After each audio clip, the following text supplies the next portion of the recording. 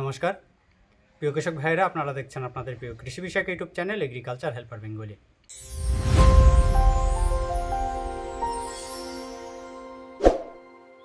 প্রিয় কৃষক ভাইরা, এই যে বর্তমান সময়ে কৃষকদের যে ফার্মার রেজিস্ট্রেশন আইডির ফর্ম ফিল আপ চলছে, তো ওই ফর্ম ফিল আপ কীভাবে করতে হবে এই নিয়ে আমি অলরেডি দুটো ভিডিও কিন্তু আপনাদের সামনে তুলে ধরেছি।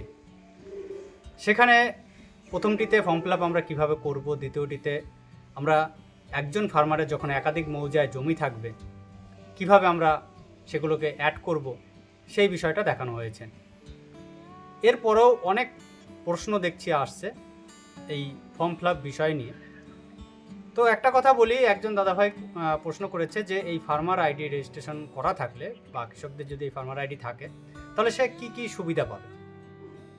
প্রথমত সরকারি নোটিফিকেশন অনুযায়ী যেটা বলা হয়েছে সেটা হচ্ছে আপনার ফার্মার আইডি থাকলে পিএম কিষাণ বা কৃষক বন্ধুর যে টাকা পরবর্তীতে এই ফার্মার আইডি ধরে দেওয়া হবে। আমরা প্রতি বছর যে সরকারকে ধান বিক্রি করি কৃষকেরা, তো ধান বিক্রির জন্য প্রতি বছর যে রেজিস্ট্রেশনটা করতে হয় এটা আর করতে হবে না, এটা দিয়েই আপনার কিন্তু পরবর্তীতে ধান বিক্রির বিষয়টা আসবে। এছাড়া আমরা এই যে বর্তমান সময়ে আমরা যেটা বলেছি যে নদিয়া জেলা এবং আলিপুরদুয়ারে অলরেডি শুরু হয়ে গেছে পাইলট প্রজেক্ট হিসাবে, যে সার আমরা রেজিস্ট্রেশন ছাড়া অনলাইনে ই টোকেন সিস্টেমের মাধ্যমে আমাদের সার কিনতে হচ্ছে। তো সেখানে আমরা যদি এই ফার্মার রেজিস্ট্রেশন আইডিতে আমাদের জমি বা ল্যান্ড রেজিস্ট্রেশন করে রাখি বা আমরা ফার্মার আইডি ফর্ম ফিল আপটা করে রাখি, তাহলে সেক্ষেত্রে কী হবে, ওই জায়গায় কিন্তু আমরা অটোমেটিক্যালি আমাদের দাগগুলো চলে আসবে। আমরা যে দাগগুলো বা যে পরিমাণ জমি আমরা এখানে অ্যাড করব সেটা অটোমেটিক্যালি চলে আসবে, না হলে কিন্তু আমাদের আলাদা আলাদাভাবে আবার অ্যাড করতে হবে। এবং এখন বর্তমানে অ্যাড করতে যদি আমরা পারি, কিন্তু পরবর্তীতে ফার্মার আইডি রেজিস্ট্রেশনের মাধ্যম দিয়ে ওখানে কিন্তু আপনার অ্যাড হবে। তো এই সারের বিষয়টা আসছে।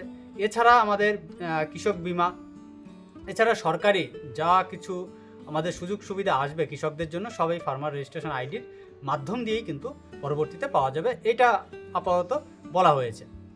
তো যাই হোক, এর পরবর্তীতে যে বিষয়টা নিয়ে আসছি সেটা হচ্ছে কিছু প্রশ্ন বলতে অনেকেই বলছেন যে আমরা ধরুন আমাদের একজন চাষি তার মূল জমি সে কি করেছে, একজনকে লিজে বা ভাগে বা বন্ধকে জমি চাষ করতে দিয়েছে। এবার কথা হলো যে লিজ নিয়েছে বা যে ভাগে জমিটা চাষ করছে তাকে অথরাইজটা কিভাবে দেবে, সেই অথরাইজটা কিভাবে দেবে এই বিষয়টা আজকে আমি এই ভিডিওতে আমি ফর্ম ফিল আপের মাধ্যমে আপনাদের দেখানোর চেষ্টা করব। যে একজন মূল ফার্মার বা মূল কৃষক যার জমি আছে সে তার জমিতে যে ভাগে চাষ করছে তাকে অথরাইজটা কিভাবে দেবে, বিশেষ করে সার আপনার দোকান থেকে কেনার জন্য বা দোকান থেকে নিয়ে আসার জন্য। শুধুমাত্র এই অথরাইজটাই এখানে প্রোভাইড করা হবে। এছাড়া আরও বিভিন্ন আছে, আমি শুধুমাত্র দেখিয়েছি যে সারের জন্য অথরাইজটা কীভাবে পাওয়া যাবে। এছাড়া আরও কয়েকটি প্রশ্ন এসছে যে আপনার ফর্ম ফিল আপে গিয়ে ভুল হয়েছে, অ্যাড্রেসে ভুল করে ফেলেছেন, তাহলে সেক্ষেত্রে আমরা অ্যাড্রেস কারেকশন পরবর্তীতে আমাদের একবার ফর্ম সাবমিট হয়ে যাওয়ার পর আমরা কিভাবে আবার পুনরায় এডিট করতে পারবো। এছাড়া আমরা একবার সাবমিট হয়ে গেলে তারপরে আবার কিভাবে আমাদের জমিটাকে অ্যাড করতে পারবো সেই বিষয়গুলো নিয়ে আমি কিন্তু আলাদা আলাদাভাবে পরবর্তীতে অর্থাৎ আরেকটি ভিডিওর মাধ্যমে আপনাদেরকে দেখানোর চেষ্টা করব। তাহলে চলুন আমরা দেখে নিই যে অথরাইজ আমরা কিভাবে একজন কৃষককে দিতে পারবো বা একজন মূল মালিক সে আরেকজন ফার্মারকে যে ভাগ চাষে তার জমিটা চাষ করছে তাকে অথরাইজটা কিভাবে দেবে সেটা আপনাদের দেখাই। এবার তাহলে আমরা দেখে নিই যে এটা হচ্ছে ফার্মার রেজিস্ট্রেশন আমরা কমপ্লিট আছে। এবার আমরা একজন আমাদের যে ফার্মার তার জমিতে একজন সে চাষ করছে, এবার সে কিভাবে সারটা তুলবে অর্থাৎ তাকে অথরাইজটা কিভাবে দেওয়া হবে সেই বিষয়ে। তাহলে আমরা 3টে ডটে আসব, ফার্মার অথরাইজেশন এইখানে ক্লিক করব। এখানে ক্লিক করার পর আমরা এখানে পেজে চলে আসব। এখানে অ্যাড অথরাইজেশন ফর রিপ্রেজেন্টেটিভ এটা ক্লিক করব। এইবার এখানে বলেছে farmer ID of representative, Aadhaar number and representative. যেহেতু ফার্মার আইডি তার নেই, আমরা তার আধার নাম্বার দিয়েই রিপ্রেজেন্টেটিভটা অ্যাড করব, অর্থাৎ তাকে অথরাইজ আমরা করব। তাহলে এখানে যাকে অথরাইজ দেবো তার আধার নাম্বারটা আমাদের এখানে বসাতে হবে।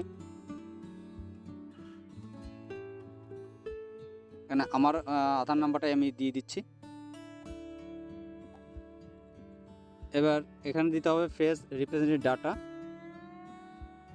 এখানে যার আধার নাম্বার দেওয়া হলো তার টোটাল এখানে দেওয়া হয়েছে, আধারের নাম এবং আধারের সঙ্গে মোবাইল নাম্বার যেটা লিঙ্ক আছে সেই এটা তুলে দেওয়া হয়েছে।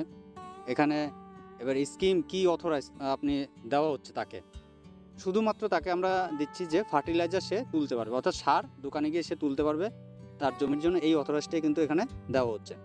তাহলে শুধুমাত্র ফার্টিলাইজার সিলেক্ট করব। এবার ল্যান্ড উইজ অথরাইজ, এবার কোন জমির জন্য, এবার এখানে আমাদের কি করতে হবে, এটা দাগ নাম্বারটা সিলেক্ট করতে হবে, অর্থাৎ সে কোন জমিতে চাষ করে। কিন্তু একটা বিষয় এখানে একটুখানি ডাউট আছে, সেটা বলে দিই।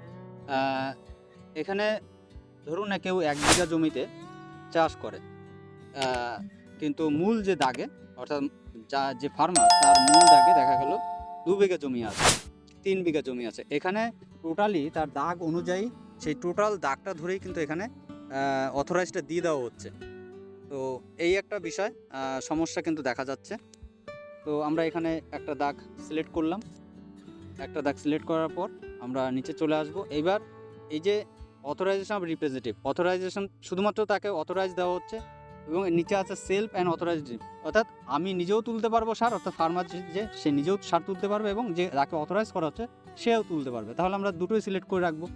এবার এই অথরাইজটা কত দিনের জন্য দেওয়া হচ্ছে, এখানে স্টার্টেড ডেট আমরা ধরুন আজকের থেকে স্টার্ট হলো, শুরু হচ্ছে, তাহলে 22, আমরা 1 বছর পর্যন্ত কিন্তু এখানে তাকে অথরাইজ দিতে পারি। তাহলে 27-এর আমরা সেম জুলাই, আমরা সেম ডেট আপনার 22 তারিখ, এই 1 বছরের টোটাল কিন্তু অথরাইজেশন তাকে দিয়ে দেওয়া হলো যে 1 বছরের মধ্যে সে সারটা তুলতে পারবে শুধুমাত্র সারের ক্ষেত্রে।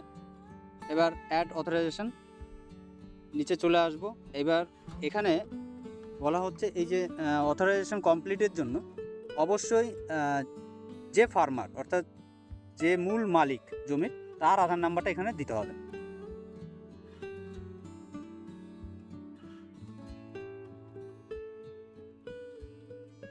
এবার একটা আধারে ওটিপি যাবে, আইকনসাটে ক্লিক করার পর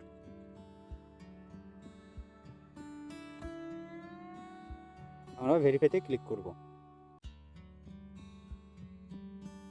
এখানে একদম নিচে দেখুন রিপ্রেজেন্টেটিভ যাকে অথরাইজ করা হলো তার নামটা কিন্তু এখানে নিচে শো করলো, কতদিন থেকে কতদিন অথরাইজ করা হয়েছে, কোন দাগের জন্য অথরাইজ করা হয়েছে। এখানে দেখুন যেটা ফার্মারের অর্থাৎ যাকে অথরাইজ দেওয়া হলো তাকে কিন্তু একটা মেসেজ শো করবে, অর্থাৎ তার নাম্বারে, যে এটা শুধুমাত্র তাকে ফার্টিলাইজার তোলার জন্য এই অথরাইজটা দেওয়া হয়েছে। টোটালটা এখানে দেওয়া হচ্ছে, এবং যদি চায় পরবর্তীতে সেই অথরাইজটা এখানে ডিলিট করে দিতে পারে। এই যে 175 নম্বর দাগ, এই দাগটা আপনারা সকলে মনে রাখবেন। পরবর্তী আমি একটা ভিডিও আনবো যেখানে আমরা ফার্টিলাইজার দোকান থেকে কীভাবে বুক করব, সেইখানে আমি আপনাদেরকে দেখিয়ে দেবো যে 175 নম্বর দাগের যে অথরাইজ দেওয়া হয়েছে সেটা সেইখানে কীভাবে শো আপ করেছে বা শো করেছে।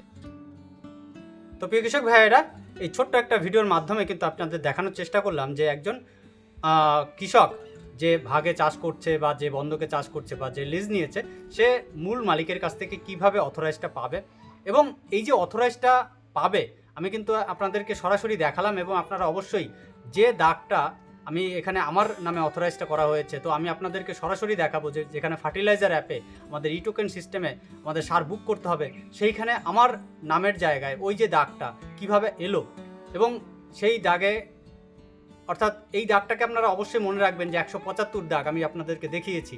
তো এই 175 দাগ আমার আইডির মধ্যে কিভাবে অ্যাড হয়েছে আমি পরবর্তীতে একটা ভিডিওর মাধ্যমে, যেখানে আমরা এই যে ফার্মার বিশেষ করে ফার্টিলাইজার টোকেন যেখানে আমাদের সিস্টেমে অ্যাপ আমরা ব্যবহার করব, সেখানে আপনাদেরকে দেখিয়ে দেবো যে আর এই ফার্মার যে টোকেন সিস্টেম বা যে অ্যাপ আপনার যেটা আছে farm work for fertiliser sale, এই যে অ্যাপটির মাধ্যমে আমরা কিভাবে সার বুক করব, কিভাবে সার নেব, এই বিষয়টা টোটাল আলোচনা করব। তাই যাই হোক, এই যদি ছোট্ট ভিডিওটি আপনাদের কিছুটা হলেও উপকারে আসে, আর যদি ভিডিওটি ভালো লেগে থাকে তাহলে অবশ্যই ভিডিওটিকে লাইক করবেন, ভিডিওটি শেয়ার করবেন, আর কেউ জানা থাকলে অবশ্যই কমেন্ট করে জানাবেন।